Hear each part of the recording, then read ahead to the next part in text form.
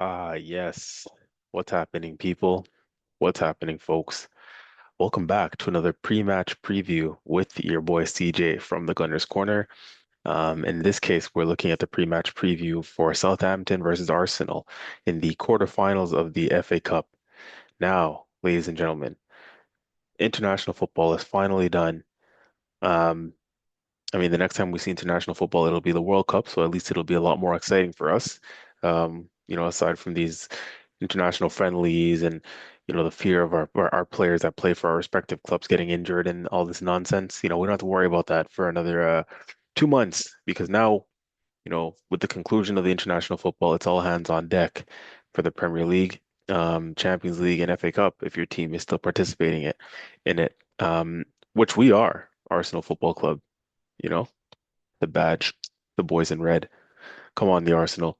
Listen, man, I've been waiting for this period for a long time now, man. We as Arsenal fans also had to sit through 2 weeks of an international break where, we lost the cup final to City, but now we're back.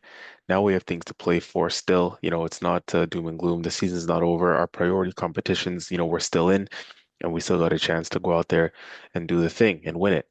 Ladies and gentlemen, please, if you haven't done so already, like, share, hype, and subscribe.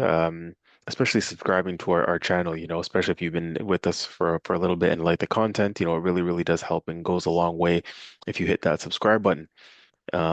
Hit the like button as well on this video and each and every one of our videos. We just uploaded some stuff recently. There's a lot going on the channel with regards to, weekly episodes twice a week for you guys, pre-match previews, post-game player ratings, special guests on the show. It's all been good stuff, man. And we kept it going over the international break as well. So make sure you're here and make sure you clock in and subscribe and like and all that good stuff. So but yeah, people, thanks for being here again. We are back. As I said, no more international stuff. Strictly business end of the season, strictly club football, and strictly Arsenal if you are an Arsenal fan. Um, let's see, man. Let's see what we can bring home if we can bring home anything by the end of the season. Now this is the pre-match preview, so let's just get right into it and keep it short and sharp for you guys. Um, because there's going to be a lot of games coming thick and fast. So, the more the more precise I guess we are with our information, with the content that's being delivered, the better for all y'all. This could be information overload. This could be content overload because we are playing so often now, right? After this, we're playing next again on Tuesday. And at the time of recording, it is Friday. If you are in North America, happy Good Friday and happy Easter weekend. To those who are around the world who are celebrating at this time. Um, and so, yeah, man, it's that time of year. The sun is shining. We're approaching, or we are in spring, and what that means. The club football gets serious, ladies and gentlemen. The club football gets serious at this time of the year. Um, and so, yeah, man, that's what I'm saying. The turnaround is quick. Again, it's Friday today, but in a couple of days, even after we play Southampton, we have to go travel to Lisbon to play in the Champions League and Sporting Lisbon for the first leg of that quarterfinal tie as well. So, we're right where we want to be in terms of the competitions. And again, it starts with the FA Cup. FA Cup, then Champions League, then Premier League in the following weekend. So. But one thing at a time, man. Let's tackle the first thing in front of us, and that first thing is indeed the FA Cup. Now, what do we do in terms of lineup now with this one, right? It's Southampton. This one is going to be very, very interesting as far as I'm concerned because we've got a number of players who had to pretty much pull out of international duty due to injury. Some actual injuries are legitimately, serious, not just precautionary. There are certain players who are going to be out, and we'll get into it based on Mikel Arteta's press conference. And then afterwards, I'll just give you a predicted 11 for what I think, the standard stuff that we do here on this channel. Predicted 11s for what we think Arteta's going to go with to get us over the line and to help us get the job done against Southampton. So, just quickly here, let's get some quotes from Arteta's presser. So, what did he have to say? So he said, so he was asked in the press conference on if there are any players who may not be available, or who are not available after the international duty. He said, "You will see. I will continue the speculation so you can do it and you can judge it afterwards.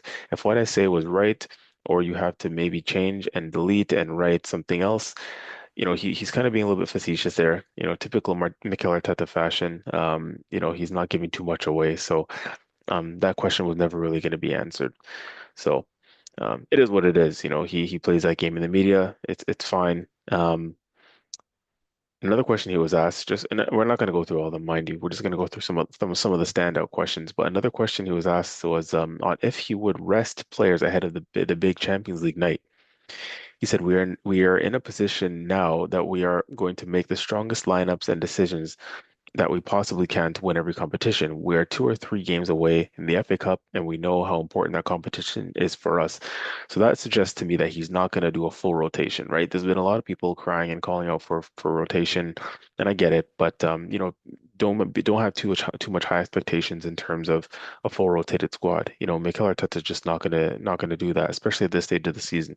And why would he? I mean, look, this is not one of those years where we can throw away competitions. He's under pressure to win trophies. So I expect him to put out a squad that's gonna, get the job done and be solid enough. It's not gonna be a fully rotated second string lineup, to be honest with you. On if Noni's injury is as bad as it looked, he said no, it's not. It looked really bad, and Noni was really worried, especially after what happened to him in his other knee a few weeks ago, and he was out for 6 weeks. But no, he's nowhere near that injury, so that was really good news.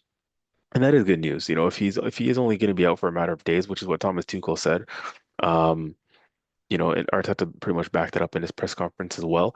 He said, "I think so." When he was asked if it is going to be days, that's encouraging for us, right? We don't want to see anything too long term. We need all our squad players fit and available at this moment in time, so that's pretty encouraging as well. On Eze, he said Ebbs is out.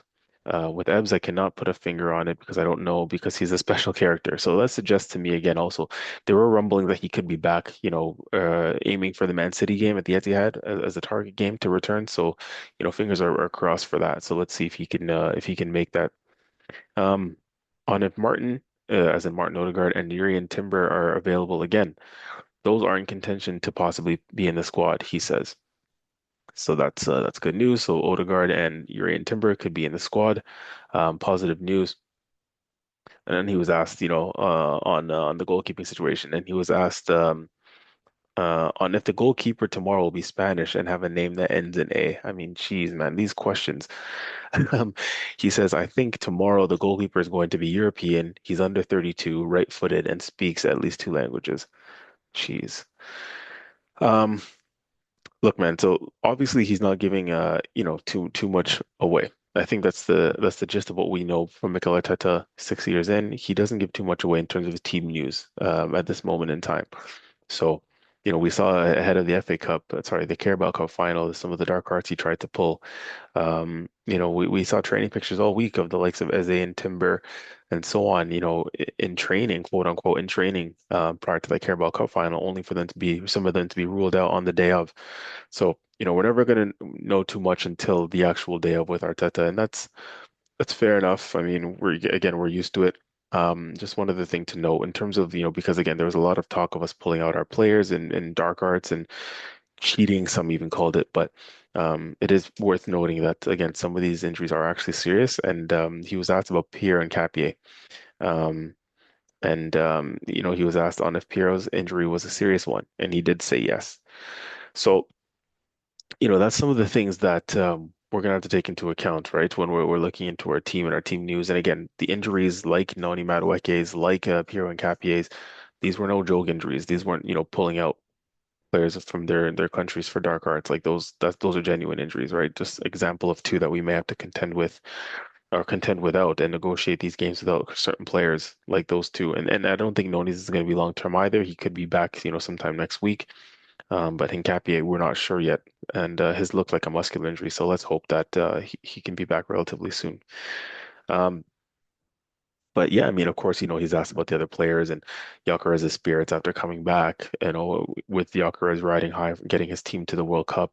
Calafiori on the opposite end of the spectrum, having to lift him up and man manage him properly after, his nation, was upset in midweek by Bosnia, Italy not qualifying for the World Cup. So it's just about him managing the squad now and managing these players. And he's of course been asked about that stuff, right?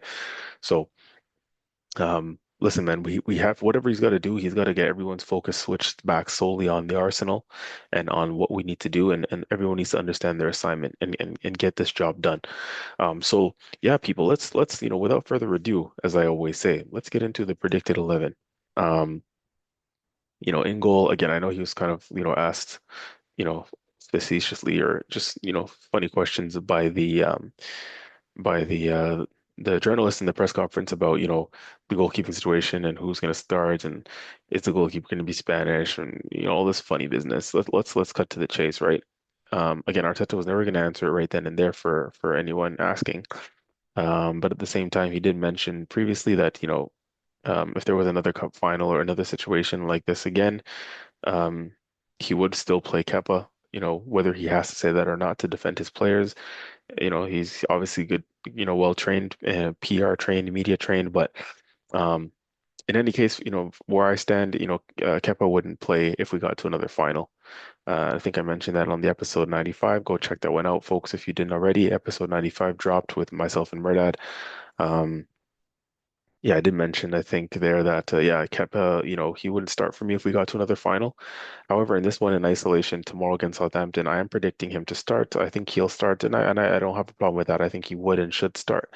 Um, because again, whilst like I said, he doesn't play another, cup final for me. Um, away at Southampton, surely you can play in that game. Southampton, respectively, a championship side. Um, um, yeah, I don't see why Kepa can't play in that. He's a decent number two goalkeeper. He just wouldn't start in a cup final for me anymore. He's not Raya's level, let's be honest, but still a decent number two. Let's keep it real. He's a cheap backup option, a good backup option. He can play against the Saints in Southampton at St. Mary's, and we should be able to negotiate that. So he's probably going to start in goal, and no problem with that. At right back, I'm going to say something. I think it's going to be Yuri and Timber, and I think Arteta's going to use this game to build up his match fitness. Ben White did play with England. Ben White is back and returned okay to our knowledge, but Yuri and Timber, I think, is going to be the one starting right back. I think that Arteta's using this game really gonna try and build up some of his fitness and match fitness. He may not play 90 minutes. And listen, he may not even start, but I am predicting of what I think Arteta will do and what I know of Arteta. I think Timber will start just to build him up because he's going to be important for the run-in. So he's been rested, he's been home. I think he may get a start in this game. Let's see though, let's see. But I am predicting Yuri and Timber to start at right back. Center backs, I think Christian Mascara is going to continue his good run. Um, and I don't see why not. He played for Spain, got a call up and played in their friendly, and yeah, I believe he played in the second game in particular. I'm not sure if he came off the bench in the first game or not, but anyways, he did play nonetheless in some capacity, and yeah, good for him. Happy for him. Big member of our squad. Great addition to the team. Well done, Andre Berta and the gang. And yeah, it's been a good season for him, and I back him to continue starting, to continue playing. And in this one, this is a game where we can bring him in. Again, similar to Kepa, it's like, we're playing Southampton away, a championship team. Surely we can use a good enough established, or he's continuing to establish himself in Christian Mascara to see out this game for us and give the likes of Saliba more rest. Alongside him, I think he's going to go with Gabriel, to be honest with you. I think you're going to get at least one senior defender in there, one senior center back. Um, Again, quarterfinals, we're one game away from Wembley. We are getting closer, so this is the part where you don't fully rotate your side and play a full second string team. You need some, serious players in there, some first teamers to help, balance things out. And because again, you are pretty close to a semifinal and a final at this point. So, um, and I think this also has to do with the lack of options, right? Like I said, no Hincapié. Um, so I think Gabriel's going to play and going to have to play. And at left back, I think we're going to go with Miles Lewis Skelly. And why I think we're going to do this, I think it's a shame. I think Lewis Skelly should play in midfield. He had a good international break for the England youth team. I think it was the 21s. Um, but because of an Hincapié, I think Lewis Skelly is going to start at left back. And I also think that because Calafiori, we're not sure where his headspace is at the moment. I think Arteta's going to look at that and, give him a little bit more time to get his mental right. So I think he'll be in the squad, Calafiori, and be on the bench. But as a result, and especially as a result of Hincapié's injury, I think Lewis Skelly is going to have to start at left back, which is unfortunate because, like I said, I would want to see him in midfield.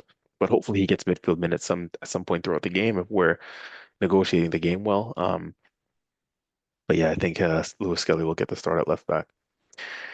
In midfield, let's just start with that sort of number six position. I think it's going to be Christian Norgard. I hope so, anyways, because I still want the likes of Deckers, Declan Rice, and Zubimendi being rested. So Norgard should slot in there again, similar to Mascara, similar to Kepa. Proper squad players that we brought in.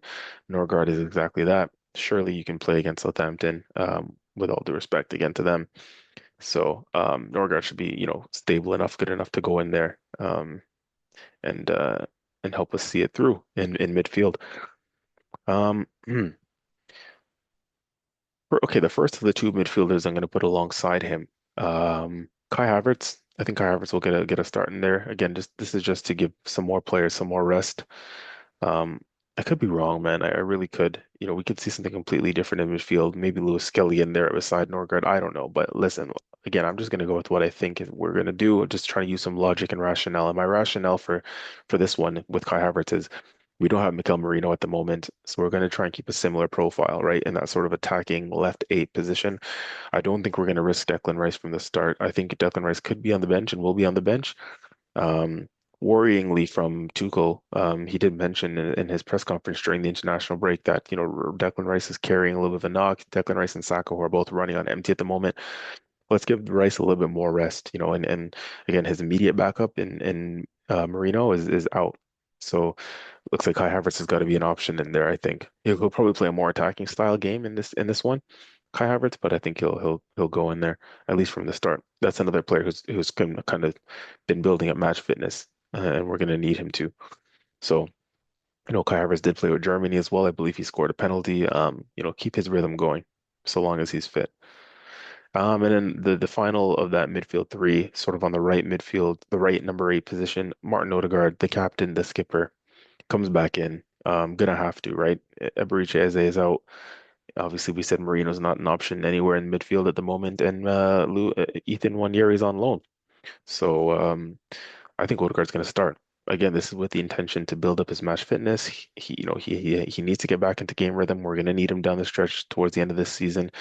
Um, he didn't go away on international duty. He's been rested. He's been out for a while, but well and truly, he should be back, in my opinion. It's been long enough, and I think Odegaard is going to slot back in there, and mainly, like I said, to get him some minutes and build up his match fitness. But yeah, he's the captain. We've been without him for a while, whether we like him or not. He's the captain, and we're going to need him to play a key role. So Odegaard, I think, starts tomorrow. Your front three now. Um, On the left-hand side, I'm gonna say Martinelli. We're not sure at the moment of Trossard's situation, and again, he stayed back after international off of the international setup because of an injury or a problem that he had. So who knows where Trossard is at? But I think I'll back Martinelli to probably start this one. He was seen in training, Martinelli, just back off of playing with Brazil. He did score for Brazil in the break, and yeah, I think Martinelli will start this one. He didn't start our last one. He came off the bench, Martinelli against City in the cup final, but I think Martinelli will start this one at St. Mary's. To be honest with you, on the right hand side, sorry, let me go with the center forward first and foremost, and I think it's going to be Jesus to start. Um, Copy and paste what I said about squad players and Mascara, Kepa, Norgard. Jesus is the same. Squad player, good rotation option, good experienced player. You give the likes of Gyökeres a rest, who was coming off an international break and played a couple intense games. So, um, yeah, let's get Jesus to start in this one. I firmly believe Jesus will start, and it could be one of the last games that he starts for the club. But yeah, Jesus starts in there. No, no questions asked, really. Now, on the right-hand side, I've been debating this one for a while, and I'm not sure where we go with this one because there's a couple options. But I think the conclusion I've come to about what we're going to do is I think it's going to be, I could be wrong, but I think it's going to be Max Dowman from the start. Um, he could easily go with Bukayo Saka. But again, it depends on Saka's fitness. It depends on where he's at in his recovery. Whether or not Saka starts or not, Saka will be involved. I think Saka will be on the bench at the very minimum, but I am just going to tip Max Dowman to start. Dowman scored another wonder goal for England U19s, I believe. Um, That guy's just been, since he's come back from his injury, he's just been in fine form again, picking up where he left off, helping the senior side. Again, our last Premier League game, which seemed like years ago against Everton, he was the one that, got us over the line in that one. So I tipped Max Dowman to come in against Southampton. He started previous rounds of the FA Cup, um, and played a role. I think it was against Mansfield, his last start, if I'm not mistaken. So listen, man, Max Dowman, come in and do your thing, man. Get ready to be a big part of this team going forward. As immediate as this season too, perhaps he can make the difference. So yeah, I'm gonna get him. I'm gonna factor him in to start this one tomorrow, and maybe Saka comes off the bench. So that's my team, guys. 1 to 11. Kepa in goal, Timber at right back, Mascara and Gabriel. Left back, Miles Lewis-Skelly. In midfield, Norgard, Havertz, and Odegaard. And the front three, Martinelli on the left, Jesus up top, and Max Dowman on the right. So let me know what you guys think. Whether or not that's accurate or not, we got to get the job done. With whatever we have, with whoever goes out there, let's get the job done. Let's hope and pray for no injuries, and let's keep it going, man. Because I'm excited now. We're back. It's business end. Let's roll on. Let's win some trophies, and let's have a great season. So we'll be here for the post game player ratings. Keep it locked in here with us. Like, share, and subscribe to the channel and hype the video as well, because that really does help these days. Um, and just keep it locked with us because we'll be back for more. So this has been CJ from the Gunners Corner. Take care, people. Come on, you Gunners. We're out.